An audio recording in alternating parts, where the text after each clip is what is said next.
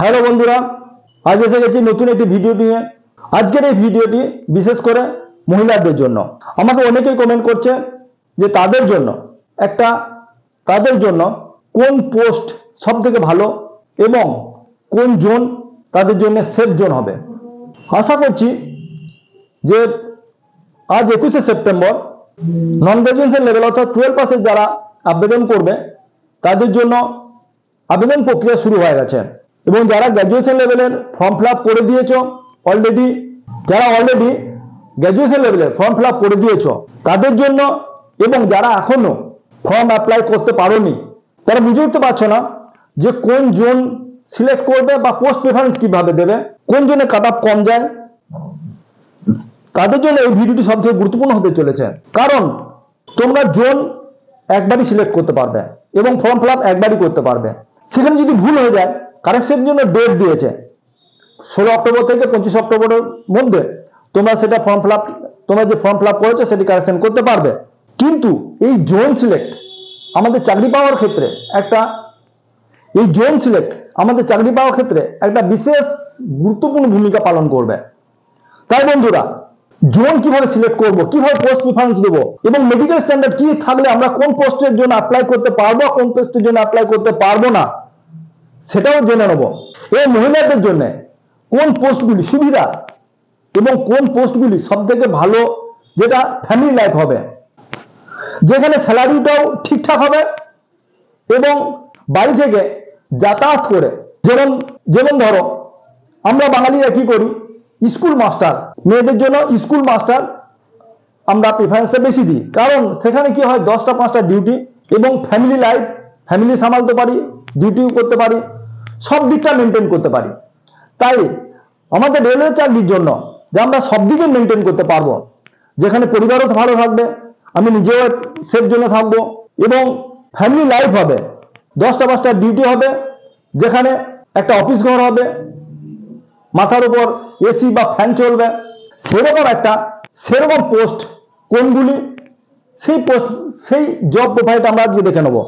তাই বন্ধুরা, ভিডিওতে যাবার আগে তোমাদের কাছে একটা রিকোয়েস্ট, তোমরা চ্যানেলটিকে সাবস্ক্রাইব করবে এবং সকল বন্ধুদের কাছে শেয়ার করে দেবে, যাতে তারা এই ভিডিওটিতে উপকৃত হতে পারে।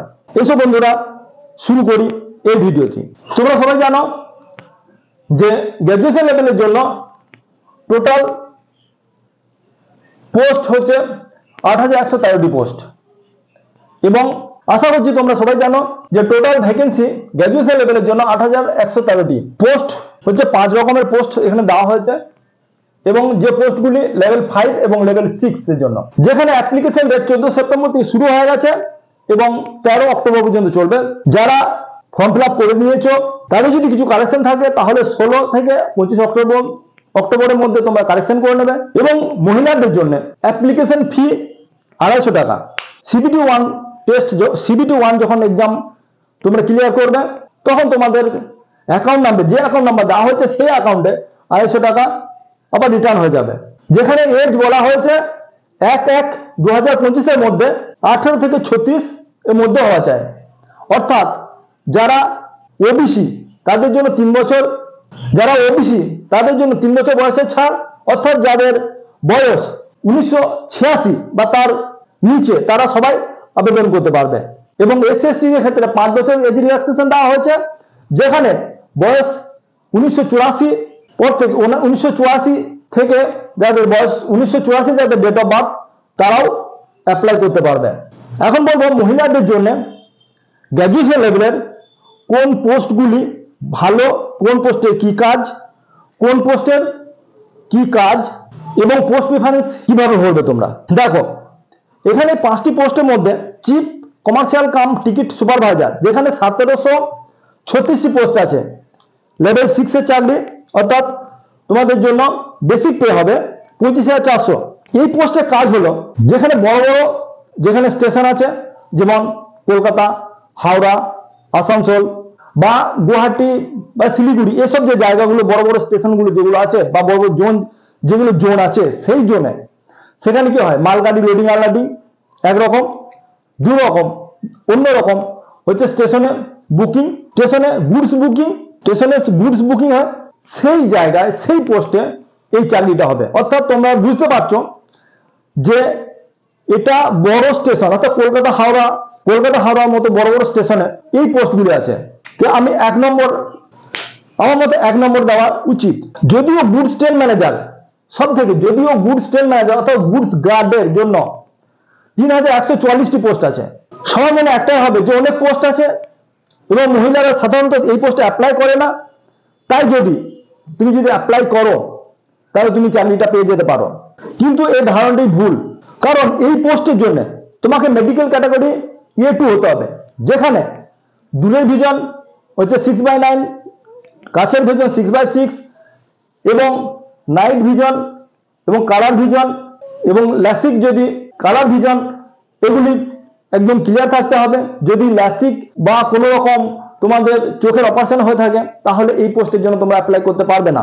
বা তুমি যদি অ্যাপ্লাই করে দাও তাহলে কি হবে, তাহলে কাট অফ ক্লিয়ার করেও তোমরা এই চাকরি পাবে না, কারণ নোটিফিকেশনে ক্লিয়ার ভাবে বলে দেওয়া হয়েছে এই পোস্টের জন্য মেডিকেল স্ট্যান্ডার্ড A2 হতে হবে। এবং তার সঙ্গে কি হচ্ছে, তার সঙ্গে এটা জেনে রাখতে হবে, যেখানে গুডস গার্ড মানে হচ্ছে গুডস গার্ড অর্থাৎ গুডস ট্রেনে পেছনে যে কামরায় যে গার্ড থাকে সেটার ডিউটি তোমাকে করতে হবে। এখানে কি হয়, এখানে ধরো এখানে ডিউটি টাইমের কোনো মা বাবা নেই। তোমাকে রাত 2টোর সময় যেতে হতে পারে, রাত 3টের সময় যেতে হতে পারে, এমনকি শুনশান, এমনকি নির্জন জায়গা, জঙ্গল, সেখানে ট্রেন দাঁড়িয়ে যায়, হঠাৎ করে ট্রেন দাঁড়িয়ে গেল, সেখানে নিজের সেফটিটা নিজেকেই করতে হবে, অন্য কেউ এসে তোমাকে মানে সাহায্য করবে না। কারণ এখানে কি হয়, যে কোনো শুনশান জায়গা, কোনো অজানা জঙ্গল, অজানা জায়গা বা জনহীন প্রাণ জায়গা বা জঙ্গল জায়গা, সেখানে কি হয়, সেখানে জন্তু জানোয়ারের একটা ভয় থাকে এবং লোকাল দাদাদেরও বা লোকাল গুন্ডাদেরও একটা ভয় থেকে থাকে। তাই মহিলাদের জন্য এই পোস্টটি সবথেকে খারাপ পোস্ট। এবং একটা পোস্ট রয়েছে স্টেশন মাস্টার, যেখানে 994টি পোস্ট আছে, লেভেল 6 এর পোস্ট, অর্থাৎ তোমাদের 35,400 বেসিক পে শুরু হবে, স্যালারি অনেক বেশি পাবে, কথাটা ঠিক। কিন্তু এখানে কি হয়, এখানে মানসিক চাপ অনেক বেশি হয়। কোনো একটা বড় স্টেশন যদি তোমাদের ডিউটি পড়ে যায়, তাহলে সেখানে কোন প্ল্যাটফর্মে কোন ট্রেনকে কোন সময় নিয়ে যাবে, একসঙ্গে যখন 2-4টা ট্রেন একসঙ্গে এসে যাবে তখন সেই ট্রেনগুলিকে বিভিন্ন প্ল্যাটফর্মে দেওয়া এবং কোন ট্রেনকে কিভাবে পাস করানো, সেই সব দায়িত্ব তোমাদেরকে নিতে হবে। তাই তোমাদেরকে দেখবে স্টেশন মাস্টারের কাছে সবসময় ফোন আসতেই থাকে। তাই এই ট্রেনের মানসিক চাপ সব থেকে বেশি। এই জন্য এই পোস্টের জন্য আলাদাভাবে সাইকো টেস্টও নেওয়া হয়। তোমরা যদি ভাবো যে এই পোস্টের জন্য তোমরা, হ্যাঁ, তবে এটা কি হয়, এটা বড় বড় স্টেশনে তোমাদের পোস্ট বড় বড় স্টেশনে এই পোস্টের জন্য তোমাদের চাকরিটা বড় বড় স্টেশনে হবে। এবং ছোটখাটো স্টেশনে যদি হয় সেখানে কি হবে, যাতায়াতে অত অসুবিধা হতে পারে, কিন্তু ছোট স্টেশনে তোমাদের ওয়ার্ক লোডটা একটু কম হবে। কিন্তু যত সিনিয়র হতে থাকবে তত তোমাদেরকে বড় বড় স্টেশনে এবং বড় স্টেশনে দেওয়াই হবে, তার সঙ্গে মানসিক চাপ আস্তে আস্তে বাড়তে থাকবে। তাই তোমরা এইটাকে যদি অ্যাভয়েড নয়, এই পোস্টটাকে তোমরা একদম নিচের দিকে রাখবে। তাহলে তোমাদের জন্য অর্থাৎ মহিলাদের জন্য কোন পোস্টগুলি সব থেকে ভালো, এসব দ্বিতীয় নম্বরে কোন পোস্টটি রাখলে ভালো ঠিক হবে। এখানে হচ্ছে senior account assistant cum typist, যেখানে 1507টি পোস্ট আছে এবং লেভেল 5 এর জব, যেখানে 29,200 হচ্ছে বেসিক পে। এবং সিনিয়র ক্লার্ক কাম টাইপিস্ট, যেখানে 732টি পোস্ট আছে, তারও লেভেল 5। এই দুটি পোস্ট মহিলাদের জন্য সব থেকে ভালো পোস্ট। কারণ হচ্ছে যে মহিলারা 10টা 5টা ডিউটি করবে এবং কোনো অফিসে, অর্থাৎ যেমন ডিআরএম বিল্ডিং এ যদি ডিউটি পড়ে তাহলে সেখানে 2 দিন ছুটি থাকে, অর্থাৎ সপ্তাহে 5 দিন ডিউটি। সেখানে কি হবে, এসি রুম হবে এবং ওয়ার্ক লোডও কম, খুব একটা বেশি থাকে না। ছোট স্টেশনে যদি পড়ে তাহলে কি হবে, কাজটা একটু ওয়ার্ক লোডটা বেশি থাকে, কিন্তু তোমাদের ওই 8 ঘন্টা ডিউটি, 10টা 5টা দিনে ডিউটি এবং বাড়ি ফিরে এসে তোমরা ফ্যামিলি লাইফ কাটাতে পারবে। এই জন্য আমি 2 নম্বরে সিনিয়র অ্যাকাউন্ট কাম অ্যাসিস্ট্যান্ট পোস্টটিকে রাখবো এবং 3 নম্বরে সিনিয়র ক্লার্ক কাম টাইপিস্ট, এটাকে আমি প্রিফার করবো। এবং নিচের দিকে তোমরা যদি ভরো তাহলে স্টেশন মাস্টারকে 4 নম্বর এবং টেন্স গুড ম্যানেজারকে এবং গুডস 10 ম্যানেজারকে আমি 5 নম্বর প্রিফারেন্সে রাখবো। এখন তো দেখা গেল যে পোস্ট প্রিফারেন্স কিভাবে দেবো, মেডিকেল স্ট্যান্ডার্ড কি কি হলে কি পোস্ট জন্য তুমি এলিজিবল হতে পারবে। এবার কথা হচ্ছে জোন কিভাবে সিলেক্ট করব। দেখো, যেহেতু আমরা মহিলাদের জন্য কথা বলছি, যেহেতু আমি আজ মহিলাদের জন্য বলছি এবং আমি ওয়েস্ট বেঙ্গলের মহিলাদের জন্য বলছি, মহিলাদের জন্য এই ভিডিওটি তৈরি করছি। এই জন্য মহিলাদের জন্য কলকাতা আরআরবি, যেখানে সব থেকে বেশি ভ্যাকেন্সি আছে গ্র্যাজুয়েশন লেভেলে 1382 পোস্ট আছে, এই জন্যই অ্যাপ্লাই করার কথা বলবো। কারণ যদিও এই জন্য চাপ বেশি থাকবে, পড়োশি যারা এখানে ঝাড়খণ্ড, বিহার, উত্তরপ্রদেশ, মধ্যপ্রদেশ, রাজস্থান, চণ্ডীগড়, ভুবনেশ্বর, উড়িষ্যা, সমস্ত স্টেটের ক্যান্ডিডেটরা এখানে ভ্যাকেন্সি বেশি বলে অ্যাপ্লাই তো অবশ্যই করবে, তাই চাপটাও বেশি পড়বে, কাটাও বেশি যাবে। কিন্তু এই জায়গাতে আমি মহিলাদের জন্য বলবো যে এখানে আমরা ভরবো, আমাদের প্রিপারেশনটাকে আরো ওই লেভেলে নিয়ে যেতে হবে। কারণ এখানে কাট তুমি ধরে রাখো মোটামুটি 80-র কাছাকাছি কাট তো যাবেই, তাই সেইভাবে আমাদের প্রিপারেশন নিতে হবে। আমাদের যে কটা দিন বেঁচে আছে প্রিপারেশনের জন্য একদম মরিয়া হয়ে, একদম ডেডিকেটেড হয়ে আমরা লেগে পড়বো।